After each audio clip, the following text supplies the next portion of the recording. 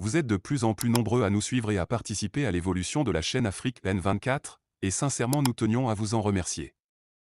Nous lisons tous vos commentaires qui enrichissent le débat et vraiment nous vous demandons de nous soutenir, en aimant les vidéos pour une large diffusion, et pour continuer à avoir une ligne éditoriale indépendante, et vous proposer de nouvelles émissions toujours de plus en plus enrichissantes. Ne restons pas passifs, soyons actifs. Merci et à bientôt. Exclure la majorité par la terreur et régner au profit de la minorité. Voilà l'odieux plan de Faure Gnassingbé. L'opposition et la société civile complètement affaiblies, et la diaspora à laquelle on montre les clés de la prison, il ne reste que la presse critique à achever, et seul le bon Dieu sait jusqu'où ira le régime de Faure Gnassingbé avec ce durcissement.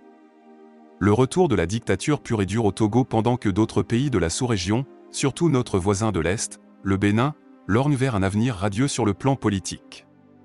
Cette stabilité démocratique faite d'alternance régulière au sommet de l'État, synonyme de bonne gestion, de respect des citoyens pour le bien desquels le passage au pouvoir de qui que ce soit, dans n'importe quel pays, trouve tout son sens, devient de plus en plus au Togo une denrée rare et dangereuse, très dangereuse à acquérir.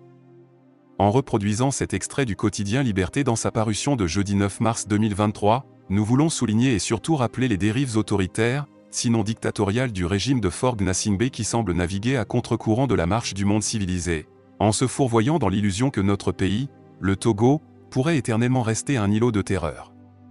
Les violations des droits de l'homme, le vol organisé des fonds publics et l'impunité en vase clos semblent être désormais le programme de gouvernement d'un régime dont l'incompétence et surtout le mépris des populations togolaises ne sont plus à démontrer.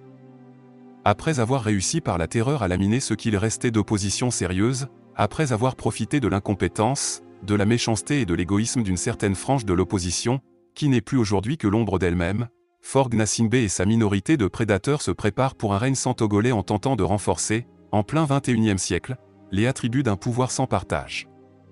Pour cela il leur faut faire taire les récalcitrants qui refusent le fait accompli. Et c'est ce sinistre plan qu'ils tentent aujourd'hui de dérouler en s'en prenant à la presse libre qui reste pratiquement la seule sentinelle courageuse à dénoncer les abus et les violations de toutes sortes.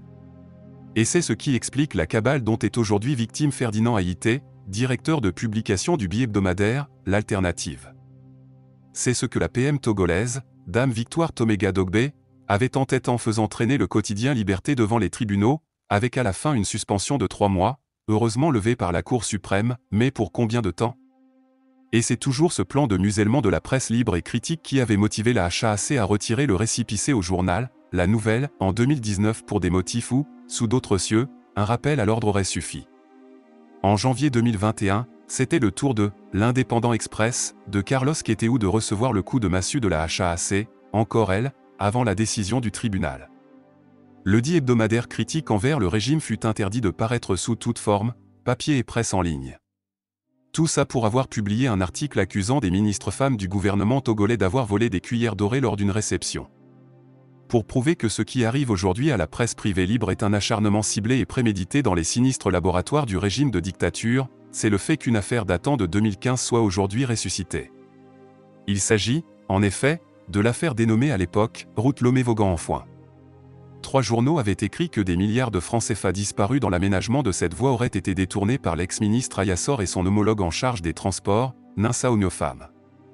8 ans après, les 3 responsables des journaux en question, à savoir Liberté, L'Indépendant Express et Le Rendez-vous furent sommés de comparaître le 24 février 2023 devant le tribunal pour les articles publiés en 2015. Notre pays le Togo deviendra-t-il un jour une curiosité touristique de mauvais goût et surtout de la honte, en demeurant cet îlot de dictature, de terreur, pendant que tout autour de nous tout change positivement? Au nord, les Burkinabés et les Maliens sont conscients que leurs pays ne peuvent plus, et ne doivent plus être dirigés comme ce fut le cas jusqu'à présent, et sont en train de chercher la meilleure voie pour se redonner espoir et respectabilité. Au Nigeria, malgré quelques lourdeurs qui demeurent, l'alternance au sommet de l'État y est devenue depuis une habitude. Le Bénin d'un accent grave côté à un président qui, malgré les imperfections humaines qui peuvent être les siennes, possède une vision claire de ce qu'il veut de son pays, et partira, comme il l'a promis, en 2026. Malgré la crise économique et la faillite de sa monnaie, notre voisin de l'Ouest, le Ghana, n'a pas ce problème de dirigeants qui usent et abusent de tous les artifices pour s'éterniser au pouvoir, et ça c'est un gage que tôt ou tard ils remonteront la pente. Et le Togo ? Tous les problèmes politiques qui existent aujourd'hui dans ce petit pays sont créés de toutes pièces par les dirigeants de fait actuels. le problème des prisonniers politiques qu'on refuse de libérer, le problème des réfugiés politiques, dont surtout le prélat de 94 ans, Monseigneur Kpodzro, le problème de détournement de fonds publics, avec comme exemple le dernier rapport de la Cour des comptes sur la gestion des fonds du Covid. L'impunité qui est devenue la règle. Le manque de liberté de manifester et de se réunir pour les formations politiques taxées hostiles à leur façon de diriger. Et aujourd'hui la presse libre et les journalistes qui ont choisi le côté du peuple, auquel on s'en prend, en fonçant tête baissée vers des élections comme si de rien n'était. Quelle irresponsabilité! Mettre certains esprits critiques en prison, obliger les autres à prendre le chemin de l'exil par un acharnement ciblé, comme c'est le cas aujourd'hui de Ferdinand Haïté, faire tout pour que les récalcitrants de la diaspora aient peur de revenir, est-ce désormais le sinistre plan de Faure Gnassingbé? Les Togolais laisseront-ils faire? Samarit Tchadjobo. Vous êtes de plus en plus nombreux à nous suivre sur Afrique N24, et vraiment nous tenions à vous en remercier. Nous lisons tous vos commentaires qui enrichissent le débat et vraiment nous vous demandons de nous soutenir pour continuer à avoir cette ligne éditoriale indépendante, et vous proposer des émissions toujours de plus en plus enrichissantes. Merci et à bientôt. Likez la vidéo si ce n'est pas déjà fait.